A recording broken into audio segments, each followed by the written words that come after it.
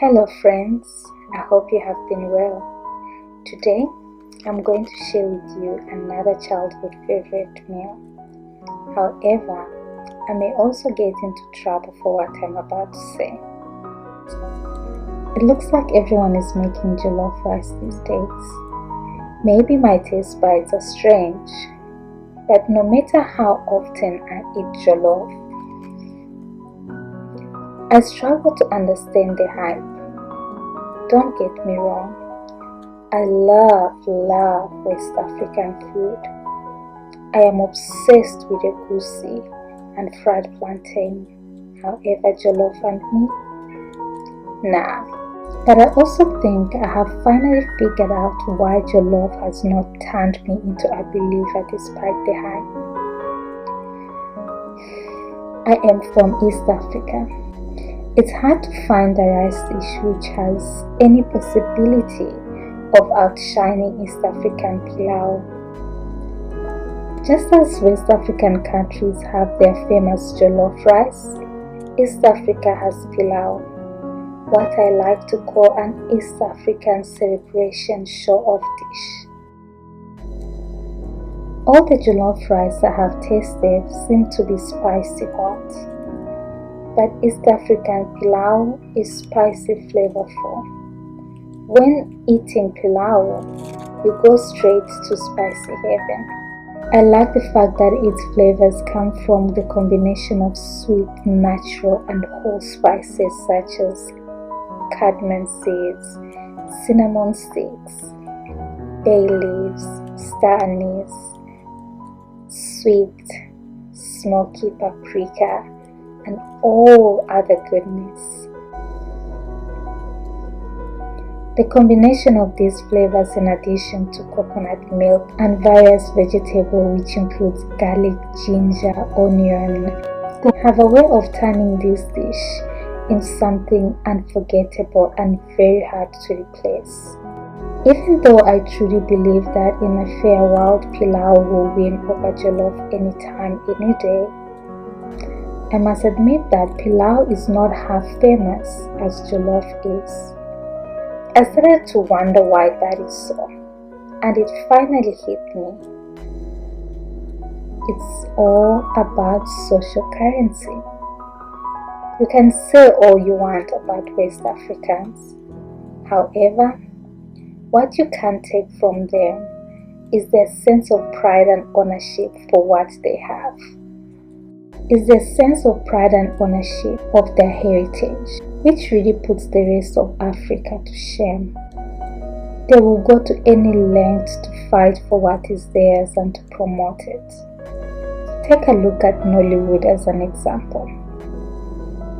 While the rest of Africa laughed at the low quality productions compared to Hollywood or Bollywood, they owned and proudly continued to produce until they created an industry which seems to contribute a great deal to Nigerian economy. In the same mouth, they have made as much noise about jollof to a point where even those people who have never stepped out of their own countries or even West Africa or even know how jollof tastes like, they believe that is as good as Nigerians and Ghanaians want us to believe. If you have ever stumbled across what is loosely known as African Twitter or other African social media spaces, you may have seen repeatedly mention of jollof rice.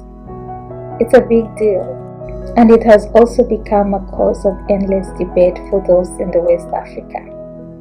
Wherever jollof is in discussion, you will always hear this line, but ours is better. This is social currency at its best. Their influence and presence on social networks has snapped the way we see West African food. We have already made up our minds about them even before we try them. I love the way they own who they are and what they are about. See, when we develop ownership mentality of what we have, we begin to value what we have more than other people do. But in the process, we end up convincing others to value it just as much as we do. I started wondering what will happen if East Africans started owning pilau and valuing it as much as West African does with jollof. East Africa pilau will probably take over the world of rice dishes.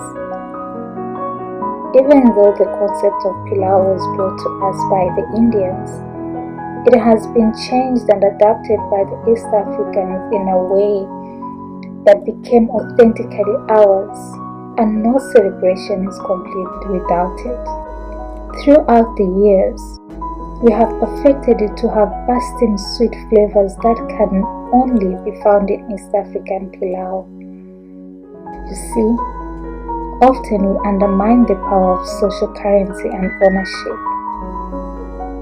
But this is actually a powerful principle which is also found in the words of Jesus in the book of John, chapter 12, verse 32, when he said, "If I be lifted up from the earth, I will draw all men unto me." Using the principle of social currency and ownership in promoting our food heritage is powerful. It's even more powerful as Christians to use it in letting the world know the peace and joy we have found in Christ. As we make our earthly heritage popular, let's make our heavenly heritage just as attractive. Thank you so much for spending yet another day with me.